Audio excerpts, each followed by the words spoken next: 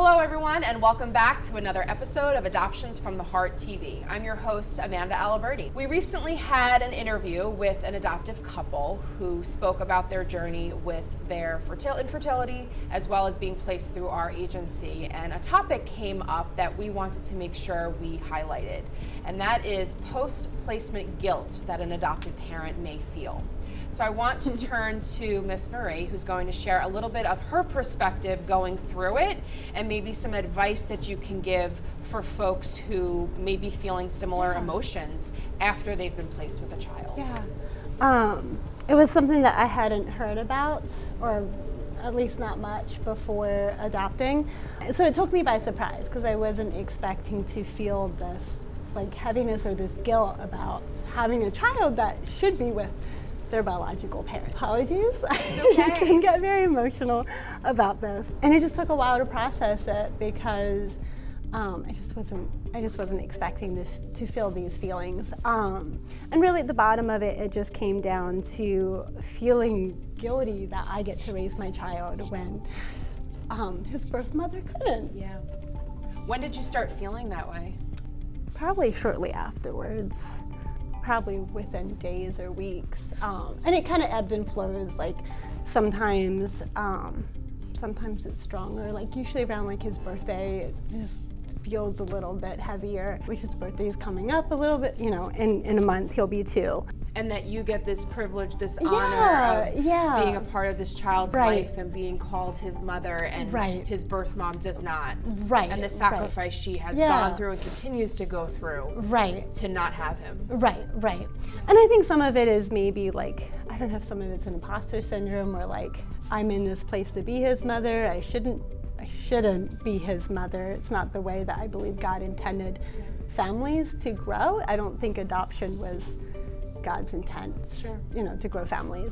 But one of the things that has helped me kind of work through it is just coming to the realization that regardless of if Mike and I would not have been adopting, his parents still would have chosen adoption. And I think that's one of the things that is important when you choose an agency or how you go about adopting, is because you want to make sure that the birth parents are advocated for, or I guess expected parents at that point, have someone there helping them, guiding them, and not just pushing them towards adoption. So I think that's one of the things that for me I can breathe easily, knowing from the information that I have, knowing that his parents, his birth parents, chose adoption without pressure. Right. Yeah. So regardless of if Mike and I would, they would have still chosen adoption. It would have been another family that would have gotten to raise our son. And do you have any contact with the birth parents of Luca, or? Not as much, unfortunately.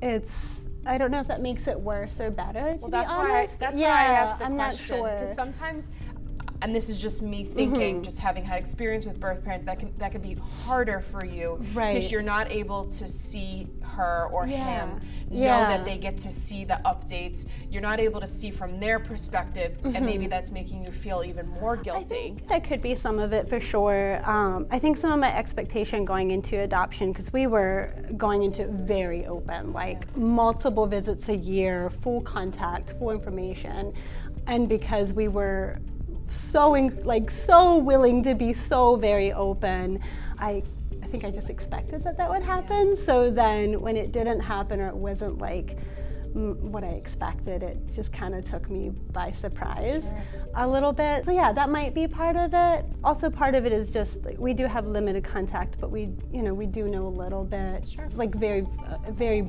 brief what's going on. So I don't know if that makes it harder either, but it definitely impacted, for me, I don't think it impacted you as much, but going into adopting again, that really brought it back out again, because now here I am again, destroying another family, tearing another family apart. Like, I really had to again work through that mindset of like, no, we're not tearing a family apart, we're hopefully helping a family stay in contact, because we are willing to be open, and we are willing to include them, and we are willing to honor whatever agreement we make. Hopefully, go above and beyond whatever the agreement is that we make. So I am at peace with it, but like it's but you're still navigating it, and that's okay. And I really appreciate you being honest and transparent about those feelings, because sometimes people feel worried about expressing those emotions, especially like, here I am, I built my family through adoption, I have my wonderful child, everything should just be all sunshine and rainbows, and it's not. It's not. And I think your dedication to open adoption, your respect for birth parents and the journey that they go through is coming through in these conversations.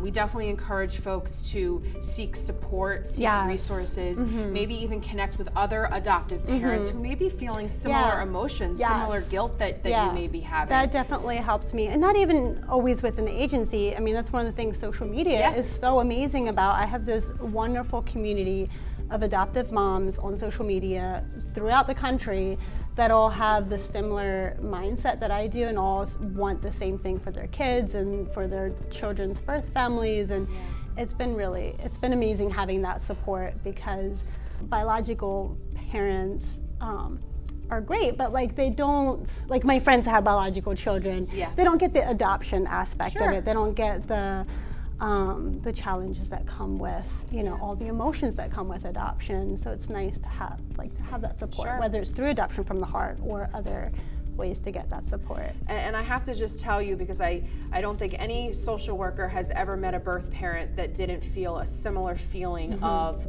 I know I'm doing this for the right reasons. And regardless if your birth parent is able to participate in your open adoption, you have to know that they don't feel like you tore apart their family, their family.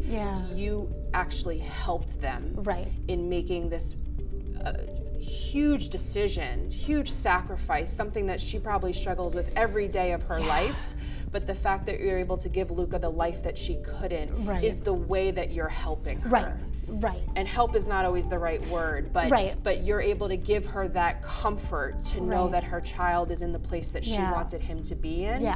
So you should feel closure knowing that. And birth parents say that all the time, even the ones who don't participate in the open adoption and still reach out for supportive resources through our agency will say that. Like, I never want them to feel like I don't love or care about them or my child or anything like that. They're just not in the place to have that connection. And we're respectful of that.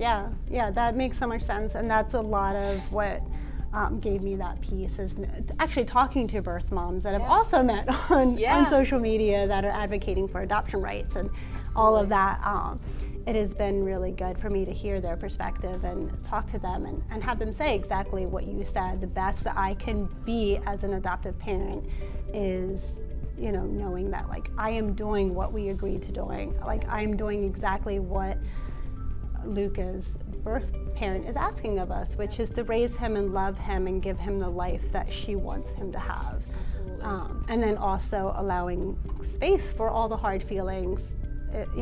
At this point, he's almost 2. He doesn't know what's up with adoption, but he will. He will, and he's starting to, I think, somewhat maybe grasp, not understand some of it, but we read him books and all that, but he will start asking questions, and I want to make sure that there's space for all the hard feelings, not just the ones that are, adoption is great. I mean, that is very refreshing to hear, because not everyone sees it that way. So thank you, and thank you for just being so committed to this and really embracing each part to it, because there are so many parts. So many. And it really is refreshing to hear all these conversations that are happening, whether it's with Adoptions from the Heart, social media, the community that you're in, and continue to meet other folks, because these are all really important topics. And we want folks to understand that adoption is not all sunshine and rainbows. So thank you for participating in this platform, and hopefully we have provided some great information for our audience. So thank you. Yeah, thank you.